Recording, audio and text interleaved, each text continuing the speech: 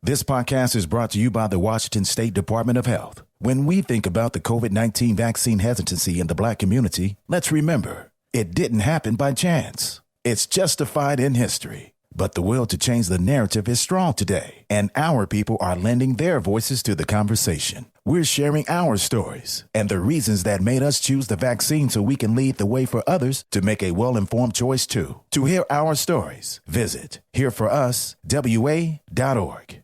Well, great balls of fire, Bubba. What happened, Buford? That crazy son of a Sal blew right through that four-way stop on Main Street and plowed into my cowboy Cadillac. Your what? My pickup truck. And I'm pretty sure my leg is broken, Ted. Oh, quit your bitching, Buford, and talk with those side busters at the Advocates Law Firm. When I got busted up last month, well, shoot, they made sure those snakes at the insurance company played fair. Boy, howdy. Even that creepy so-and-so Kyle earned his keep. So if you get injured, the advocates get results. AdvocatesLaw.com. What's up? It's your boy, the Ted Smith. Thanks for listening to the Men's Room Daily Podcast. Want more? Check out the greatest podcast in all the land, The Podcast. Be sure to subscribe and listen to a brand new episode every Tuesday night. All right, we made it to drinking time. Somebody out there deserves to be recognized. And the Men's Room knows just who it is. So to you, we say, bottoms up, sailor.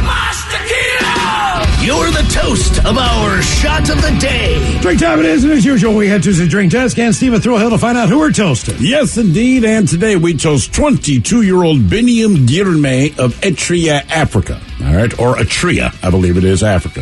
Biniam, he's a professional cyclist, and he's currently riding in the Giro d'Italia, which translates to the Tour of Italy. So think the Tour de France, but it's in Italy.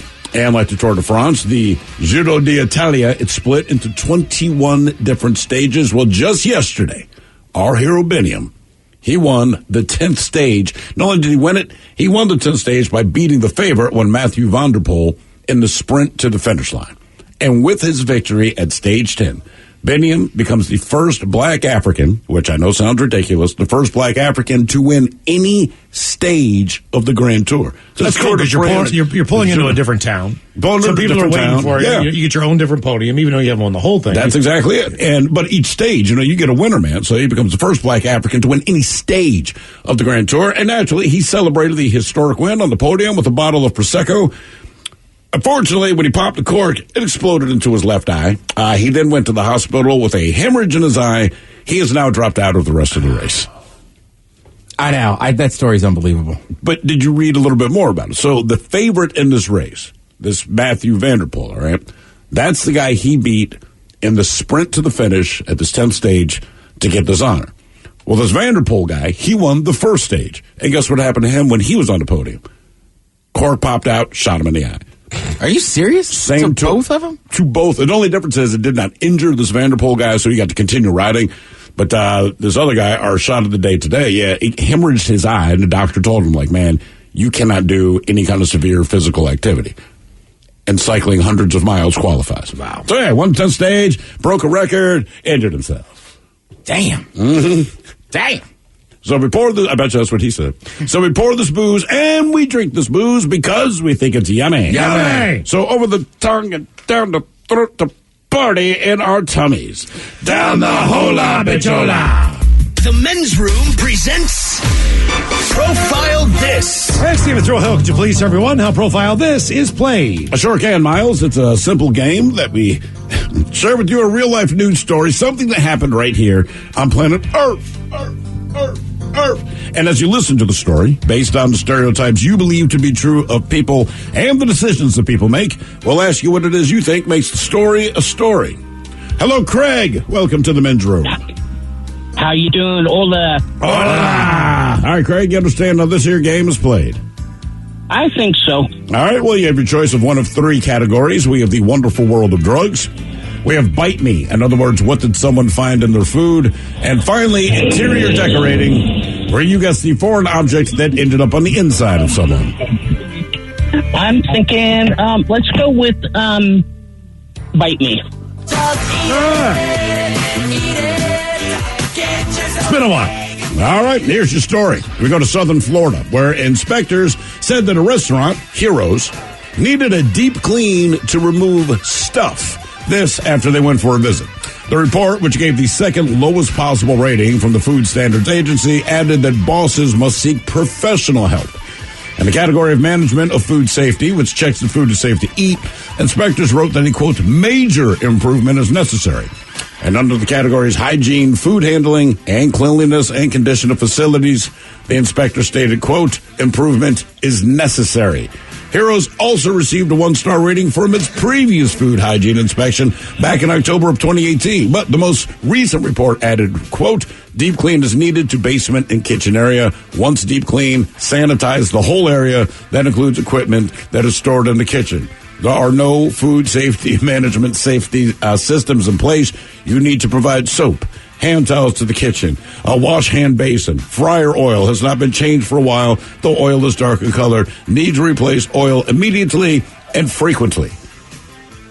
People responsible for the public protection at the Southern Council said, quote, I'm disappointed to hear this rating and that things have not improved since our last inspection. The reason we do these ratings is to give people the opportunity to be aware of the standards in an establishment. Steps need to be taken to improve the standards in all phases. That's how gross this place is. So the question is, what was the main issue at Heroes? Was it roaches, mouse droppings, iguanas, or seagulls? So roaches, mouse droppings, iguana, or seagulls. One of these four is the main focus. Would you say roaches, mouse droppings, iguanas, or seagulls? And it was in Florida? It's in Florida, yes. Hey, I'm going to defer to Ted, but I'm guessing iguanas. Okay. One state. Craig, are you going to stick with that as your favorite, your final answer? Yeah, I'm sticking to it. Okay. What are you guys thinking? I'm just guessing if that kitchen's that filthy, there's got to be mouse poop all over it. Okay. Right. I'm going roaches, just to... I know Florida. They've got all these things. Yeah, yes, they do. So, okay. We're going to find out what needed to be eradicated. Was it roaches, mouse droppings, iguanas, or seagulls next? That was a tease. This podcast is brought to you by the Washington State Department of Health. As we continue to listen, learn, and grow, we are amplifying Black voices and perspectives in an effort to start a new COVID-19 vaccine conversation. We're sharing stories intended to help us navigate this unprecedented time together and to co-create solutions in support of the Black community. Hear these stories at weconsiderwa.org. 99.9 KISW. We return to the men's room with Miles and Thrill. Categories by me on profile list. Florida inspectors, the health inspector said a restaurant needed a deep clean, like a clean. Oh, yeah. They've been there numerous times. Gave them warnings. I guess they ignored all those, but either way, every one of them. Something was basically just infesting the kitchen where everything needed to be clean, bleached, the whole 9 yards. Was it roaches, mouse droppings, iguanas, or seagulls? And Craig, that is the very question that we posed to you. You thought about it. It's Florida. You went iguanas. No. Hold on. Give me 1 second. I had to do it right. There we go. Yeah. Sorry. Not iguanas. Not iguanas. Miles, you went with roaches, and let's face it, It's the South. I figured I had a pretty good chance. And their roaches are bigger than roaches you've seen any damn where else. But it is not roaches. And Ted, you went with the old standard mouse dropping. Which is what I had all over my kitchen counter in Baltimore. You are correct. They said there's mouse nests like everywhere. Wait, if that kitchen's that dirty, they're in there feasting. Everywhere they looked, it did not matter where they looked. They're like, there's mouse nests, guys. My kitchen was clean, but I would wake up every morning in Baltimore and the counter would be covered. Yeah. In those raisinets. I'm like, you sons of bitches. Mm-hmm. Now for all TV news all time for TV Time with Ted. And now, because your pathetic life is confined to countless hours in front of a talking box, the Men's Room presents TV Time with Ted. All right, your choices today. The gym is Kimmel Fallon. John Mulaney standing in for Kimmel. Yes, and Mike, that is confirmed. All right. He got it like back to back. No kidding. Yeah. You kind of shook us up yesterday. Oh, sorry. After the show, I looked at Mike and I go, that can't be true. I'm like, yeah, he got it again. Mm-hmm. You got Seth Meyers. Okay. Ted Smith. Is it Ted or is it late night? That's right through the title. Always guys have teams of talent providers help them come up with their monologues each and every night. It is up to you to determine, is this an actual late night joking from whom, or could it be a V. Ted Smith original? White Claw is releasing a new line of drinks for the summer called Refresher. As in, I drank too many White Claws last night and need a refresher on how I got home. Fallon. Yeah, Fallon. White Claw is releasing a new line of drinks for the summer called Refresher. As in, I drank too many White Claws last night and need a refresher on how I got home. Delaware will soon become the only state without commercial air flights. So bad news if you have an upcoming direct flight to Delaware. Seth Meyers. Yeah, I'll say so too. Smith, yeah. Wait, but what do I guess Wilmington is too close to the Philly airport? Yeah. If you're in Philly, getting to Delaware. So what is that, a half an hour maybe? I don't even know if it's that long. Okay. I mean, like, seriously. If you land in Philly, right. Okay. And then Delaware is the size of a postage stamp. Sure. Makes sense. Yeah. If you miss the runway in Delaware, you either land in the ocean or you land in a different state. Well, Dover's not the smallest, but still. So but close. It's across the river from Philly. Right. But again, Philly's like, come on, guys, what are you doing? Yeah. Like, you're embarrassing yourself. Right. We just kind of took care of it out here. Like, we'll call it Seattle-Tacoma. Right. We got you. The FDA just announced the first at-home COVID test that can also detect other viruses like the flu.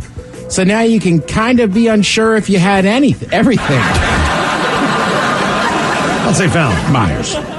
Fallon. The FDA just authorized the first at-home COVID test that can also detect other viruses like the flu. That's amazing. Now you can be kind of unsure if you have everything. It's kind of what we used to do, right? Like when you were a kid and stuff, and your mom just said, you got a cold. Yeah, done. And they feel your forehead. Right. And take your temperature. And we are done here. Here's some aspirin, go lay down. I still do it. Feel my forehead. I have thermometers. And I'm just like...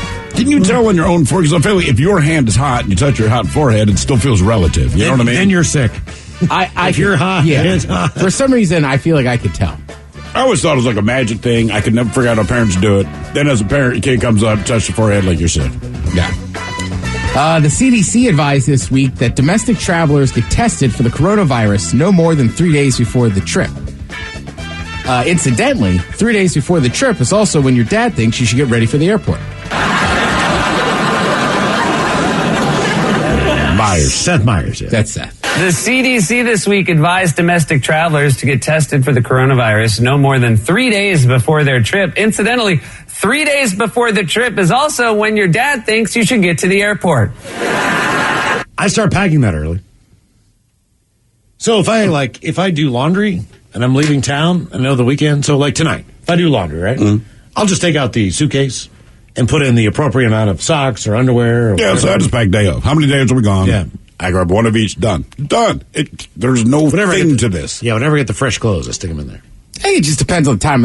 What time's the flight for me? If the flight, right. Good. You know what I mean? If the flight's in the morning, but like if I'm taking a red eye or whatever, I'm not sweating. Oh, you're good. But also, like, I don't know, most of my trips are, outside of like going back, are pretty quick. So I'm with you. If I do laundry, I just make sure all the socks are rolled up, all the underwear is rolled up, and they're just ready to go. Yep.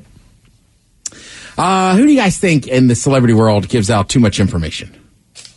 A lot of them do. I'm just asking you to just like top right now, and Mike and I were talking about this earlier. Is Megan Fox and what's his face, Machine Gun Kelly? Yeah, I'm just like I'll say Kanye in a weird way, or he just bitches about too much. I'm not sure. He bitches, but I feel like his story never changes. So it's kind of like, yeah, we know you're upset, but you're not giving out too much. It's just what we already knew. Correct. So I'm going to talk about Megan Fox and Machine Gun Kelly. They were at the Billboard Music Awards, and then they included a screenshot of a text conversation with her stylist about the bedazzled blue jumpsuit she wore on the show. Suit. What did I say? Shoot. Yeah. Well, I got the shoot on my mind. Basically, look, see, this is oversharing, right? Kanye says a lot, but he's kind of bitching and stuff. This is the definition of oversharing. She showed this text message that says, quote, "Was the blue outfit expensive? Because we just cut a hole in the crotch so we could have sex." To which the stylist replied, "I hate you. I'll fix it," with laughing emojis. But she chose to share the screenshot, is your point. Right, like nobody needs to know. Nobody cares. Nobody asks. Right. Why did you? look, you're Megan Fox and Machine Gun Kelly. I don't think anybody's doubting that you have sex. Well, the thing is, like Machine Gun Kelly, like him or not, I don't know enough about him to care either, and I literally do not care about the guy, but at least he's like actively doing stuff, right? So people know who he is. He's selling records. Megan Fox, it's like, you're not doing anything. You're of no interest to anybody. I mean, like, you're good looking, yay, good for you, but, like, do you think she's posting all this info because she has nothing else going on? Like, if Machine Gun Kelly did not go on social media, people are still buying his records. And if she wasn't dating him, she would be as relevant as she's always been. That's what I mean. When she does something, she's relevant. When she's not, she's not. I don't know. Because like, that's a tough one. I think she just does it because it's just too much. Like, I mean, look, I have personal friends. Me and my one buddy were talking about some of our mutual friends. It's like, yeah, they post way too much. Like, nobody needs to know all that. Like, why would you put it in there? And that's the thing. To me, you can overshare with me, person to person, as friends, but I would say, don't put it out there, man. I know what I mean? The sex one's always kind of strange, too. Because, like, but then I've been with people before who are a little more, vocal about telling everybody, which is fine. But, like, if we're staying, like, in the room across the way, like... We know. Right. We don't have to walk out to the party and announce to everybody. Like, is that I'm like, we don't have to tell them. These are also the two kids. I don't care, but it's like, it just seems like we're oversharing. Like, these people probably get it. We disappeared for 20 minutes. It seems to me like right now, it just seems to me, at least from her perspective, and she strikes her as like very Marilyn Manson-like, where it's like, it's this big, ooh, I'm shocking, I'm blah, blah, blah. And the difference is nobody cares. To me, they're the two kids that go to the movie and just make out the whole time. Yeah, we're good for you. Hey, great. Exactly. That's awesome. But I will say this, though. Also with, like, Megan Fox and some of those people, like, we don't really care, but, like, I don't know. She might have a massive social following, so she's been doing that forever, blah, blah, blah. I mean, even the people that are noise, like the Kardashians, they go, right, they overshare, but that is what they build their enterprise on. Correct. Right, their job is to overshare. So, it's annoying, and I'm not a fan of theirs, but I get it. I mean, I would say, what they do. As much time as Machine Gun Kelly and Pete Davidson, because they're, like, super tight buddies. Oh, yeah. They've been super tight for a while. Yeah. But I would he even plays Machine Gun Kelly on SNL sometimes. I would imagine they'll end up at some point of this season of the Kardashians on Hulu because the four of them are together all the time. Okay. Question. I can name a Billie Eilish song or whoever, right? I can't.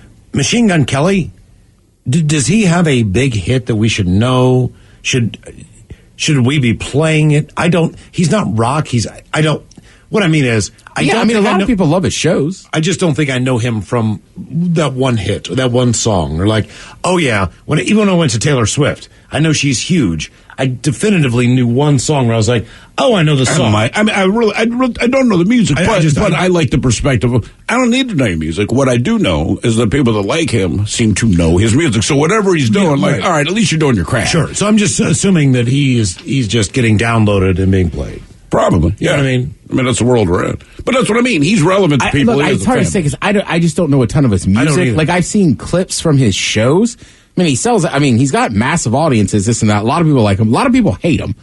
But he's also, there's a lot of people right now in the music world that are kind of in that in-between phase. Like, look, I love Post Malone. But I don't know that I would ever call him the greatest rapper or the greatest R&B artist. Sure. He's kind of a rocker. Like, he does everything. He even talks about, I want to say, that's a good point. Like, doing country, and then he was like, I started rapping. People liked me rapping.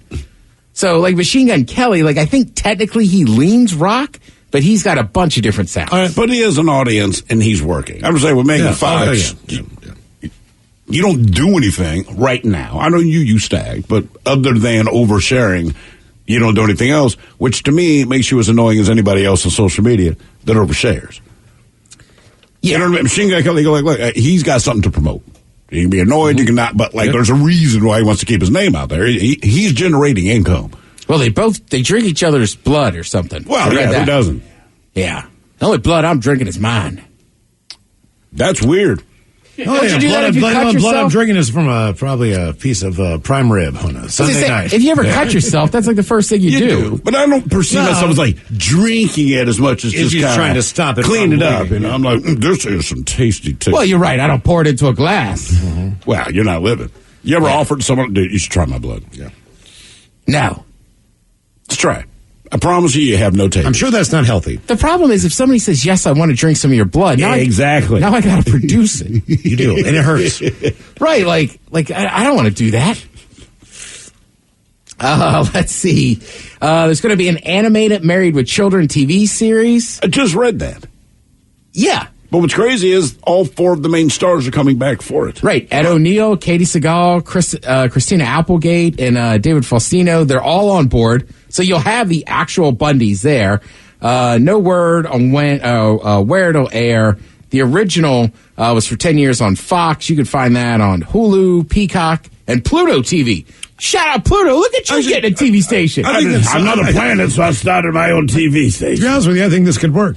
I really think their family dynamic was just basically cartoon kind of inspiring. Well, everyone has kind of copied it now, and you're right. Family Usually Guys, they go a little more cartoon end of it. But, yeah, they kind of laid the blueprint for a lot of these family dramas that you see now, or family sitcoms you see now, where the families are not so well put together. There was never a message. Even if it's Hank Hill. But, but there was never a message at the end of that show that said, what did we learn today kind of thing. Most sitcoms do that. This was straight up like, look, my wife's a drunk and she's a whore.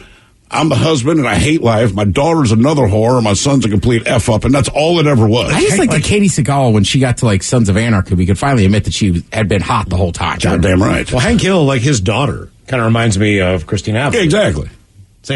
Same character. I believe that's his niece, Luann. Yeah, Luann. I was like, Hank doesn't have a daughter. She's got Bobby. Okay. Damn it, Bobby.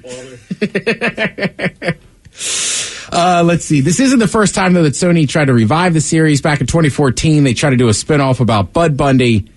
Nobody really cared. I vaguely remember that, yeah. Yeah, and you got all those stars in there.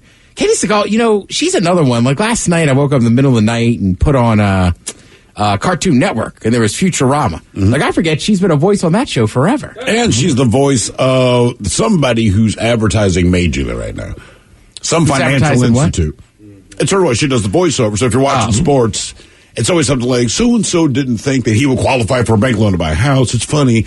We did. And I'm like, that's Katie Seagal. And her voice is all over right now. She makes bank quietly. What was she doing when she came on our show, Book? I don't remember. I believe she was promoting a book. It was a book, yeah. You guys still haven't watched Sons of Anarchy, have you? I have not. No. All right. I know a lot of people watch Mayans, too, which is a spinoff of that. But I'm telling you, Sons of Anarchy, find it where you can. That was a really good show. I have heard. And then you're talking about commercials. I always say this. I always forget people that don't watch sports don't see the same commercials over and over, right. Like that couple's very nice that owns the cheese shop, but I want to smack them. Oh, my God. Hi, I'm so-and-so. We're the Antonellis. That's what it is, the Antonellis. F you, F your cheese, good for you, shut up. I know, they're so nice and smiley.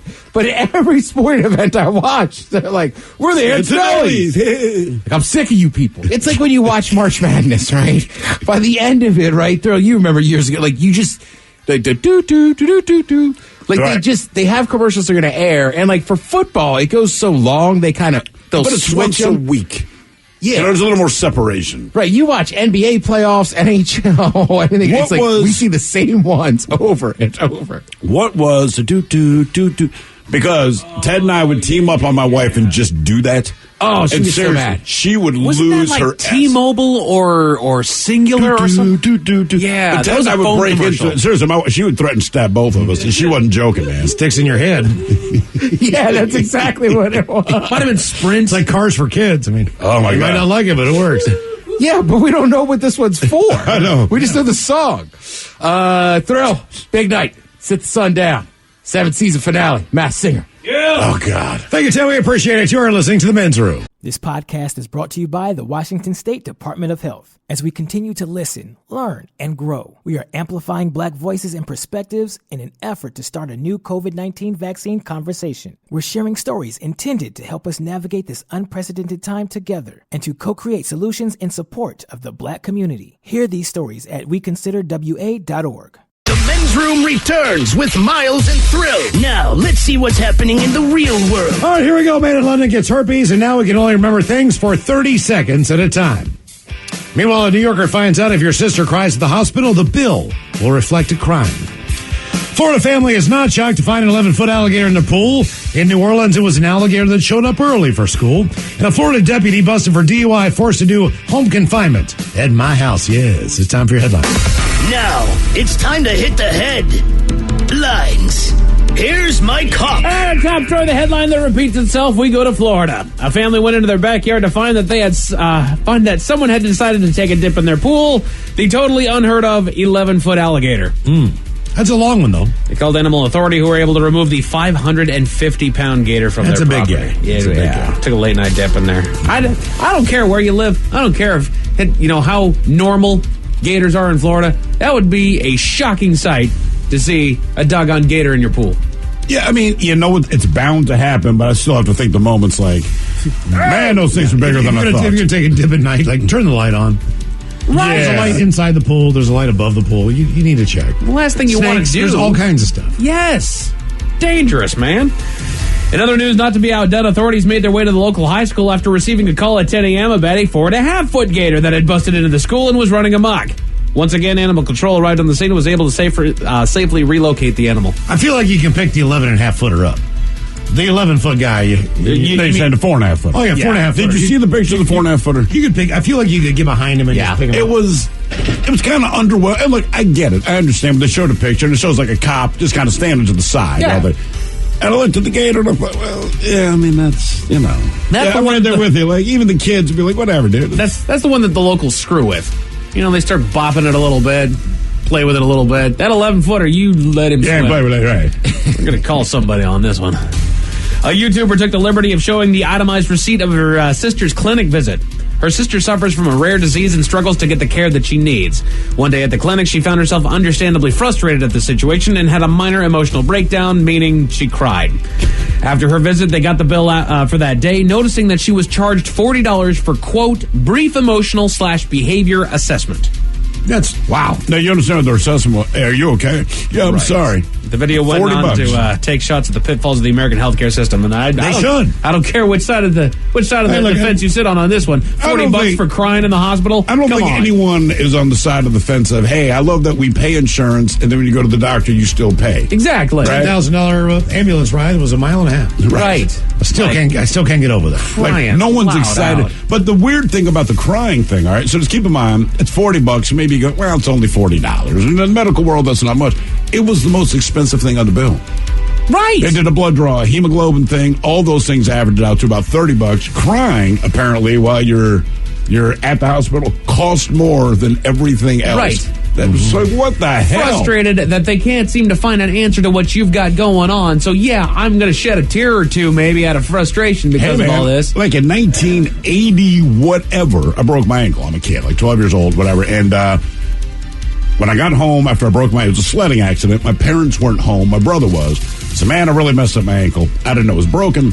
I kind of limped. So my brother, who at the time was 16 or 17, said, well, until Mom and Dad get home, man, why don't we elevate it and put it on ice? That's what we did. Mm-hmm. We went to the doctor. They said the exact same thing, $120. Mm-hmm. And that is it for your headlines. With that, Mike Hawkins out. Thanks, sir. We appreciate it. More Men's Room on the way on the Men's Room Happy Hour, exclusively on the Odyssey app. Yes, indeed. It's all true. In the meantime, well, we be all about this bitch for 180 seconds or so. So until then, please do what you do best. And for Aletha's sake, stay mutable. Taped before a live studio audience. Wardrobe and makeup provided by Mantastic Limited. This has been a presentation of the Men's Room Radio Network. Oh, man! A Double Flush production. This podcast is brought to you by the Washington State Department of Health. When we think about the COVID-19 vaccine hesitancy in the Black community, let's remember, it didn't happen by chance. It's justified in history. But the will to change the narrative is strong today, and our people are lending their voices to the conversation. We're sharing our stories and the reasons that made us choose the vaccine so we can lead the way for others to make a well-informed choice too. To hear our stories, visit hereforuswa.org. Realtors abide by a code of ethics. This is Article 9 in action. Beth, a first-time homebuyer, knew nothing about the home buying process, except that she wanted to buy a home. But her realtor had the expertise to make sure Beth understood every document, even giving her copies to review with her lawyer so Beth could close on her first home with confidence. Complicated things explained in simple terms. The difference between an agent and a realtor is real. Realtors are members of the National Association of Realtors. That's who we are. $20 million, $19 million, $6 million. These are all awards recovered for clients of Phillips Law Firm. To win big, you have to fight big. And Phillips Law has been fighting the too big to fail insurance industry for decades. Not every case will have a multi-million-dollar outcome, but Phillips Law will fight just as hard to recover the outcome you deserve. If you or a loved one has been injured in a car accident or on the job, call or click today at 1-800-JUSTICE or visit justiceforyou.com.